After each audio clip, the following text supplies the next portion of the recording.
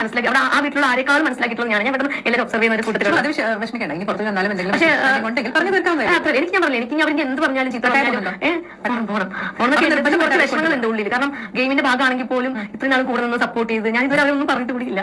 അപ്പൊ സപ്പോർട്ട് ചെയ്തിട്ട് പെട്ടെന്ന് എനിക്കറിയാം അവളുടെ ക്യാരക്ടർ അങ്ങനെ ആയതുകൊണ്ട് എനിക്ക് ഞാൻ പിന്നെ ഒന്നും പറയാത്തത്. ഇപ്പൊ കൂടി ഇപ്പൊ എന്റെ സ്ഥാനത്ത് വേറെ ആരെങ്കിലും ആയിരുന്നെങ്കിലും ഇത്രയും വലിയ പ്രശ്നം ഉണ്ടാക്കിയെങ്കിൽ മിണ്ടത് കൂടിയില്ലായിരുന്നു. പക്ഷെ എനിക്ക് ആ ഒരു നമ്മുടെ അനുമോള് ആദില, നൂറ എന്നിവരെ കുറിച്ച് പറഞ്ഞ കുറച്ച് വാക്കുകളാണ് കേട്ടോ. അത് പറയുന്ന സമയത്ത് പുള്ളിക്കാരത്ത് നല്ല രീതിക്ക് കരഞ്ഞു പോകുന്നുണ്ടായിരുന്നു.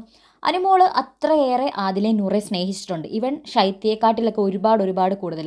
കാരണം ശൈത്യ ആദ്യം തന്നെ കാലുവാരി ആദ്യം തന്നെ പോയ ആളാണ്. ശൈത്യയാണ് ആദ്യമേ ഫ്രണ്ടായിട്ട് കൂട്ടിയതെങ്കിലും പിന്നീട് കുറേ നാളുകൾ ആദില, നൂറ കൂടെ ഉണ്ടായിരുന്നു. ശരിക്കും ഏറ്റവും ജെനുവിനായിട്ട് ഏറ്റവും സ്നേഹത്തോടെ അവരോട് നിന്നൊരാളായിരുന്നു. പക്ഷെ അവരുടെ സ്വഭാവം ഇങ്ങനെയൊക്കെ തന്നെയാണ്. എപ്പോഴും തനിക്കിട്ട് പാരവണിയും, തനിക്കിട്ട് പ്രശ്നങ്ങളുണ്ടാക്കും, തനിക്ക് നേരെ തന്നെ ഇട്ട് കൊടുക്കും എന്നൊക്കെ തനിക്ക് അറിയാം.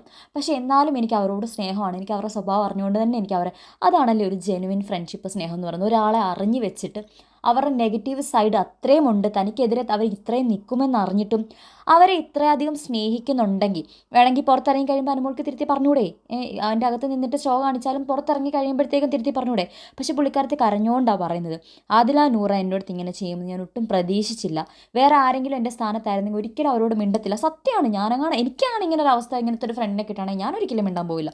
ബിക്കോസ് പറ്റത്തില്ല നമ്മളൊക്കെ മനുഷ്യരല്ലേ.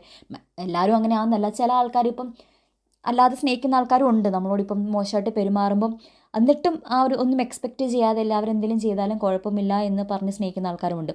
അതേപോലെ അതിലെ നൂറിനെ സ്നേഹിച്ചൊരു വ്യക്തിയാണ്. ശൈത്യ പോലും അങ്ങനെ സ്നേഹിക്കത്തില്ല. ശൈത്യയോ ആരെ പറഞ്ഞാലും നല്ല രീതിക്ക് അവർ തിരിച്ചു പറയുകയും ചെയ്യും. അതിലൂടെ നൂറയോട് മിണ്ടത്തില്ല ഇങ്ങനത്തെ സ്വഭാവം ആരോട് കാണിച്ചാലും. പക്ഷേ അനു ഇപ്പോഴും അത് മനസ്സിൽ വെച്ചിട്ട് ബിഗ് ബോസിൽ നിന്ന് ഇറങ്ങി കപ്പ് കയ്യിൽ വെച്ചിട്ടും അനുവിന് ഇങ്ങനെ ഒരു വാക്ക് പറയാൻ തോന്നിയിട്ടുണ്ടെങ്കിൽ അനു ശരിക്കും ജെനുവിനാണ് ആ ഒരു ഫ്രണ്ട്ഷിപ്പിൽ. അത് ആദില, നൂറ പുറത്തിറങ്ങുമ്പോൾ മനസ്സിലാക്കണമെന്ന് മാത്രമേ ഉള്ളൂ. മനസ്സിലാക്കുമ്പോൾ അവരുടെ അവസ്ഥ എന്തായിരിക്കും.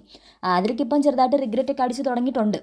റന ഫാത്തിമയുടെ ഒരു വീഡിയോയ്ക്കകത്ത് പറയുന്നുണ്ട്, എന്നോട് മിണ്ടും അനു, ഞങ്ങളോട് മിണ്ടാതിരിക്കത്തില്ല, അവൾ ചുമ്മാ പറയുന്ന ദേഷ്യം കൊണ്ട് പറയുന്ന മിണ്ടത്തില്ല എന്നൊക്കെ, അവൾ ഞങ്ങളോട് മിണ്ടും എന്നുള്ള രീതിയിലൊക്കെ പറയുന്നുണ്ട്. അപ്പോൾ എന്താണെന്ന് നമുക്ക് നോക്കാം. ഇവരുടെ ഫ്രണ്ട്ഷിപ്പ് നല്ല രീതിക്ക് പോകുമോ എന്നൊക്കെ നമുക്ക് നോക്കാം.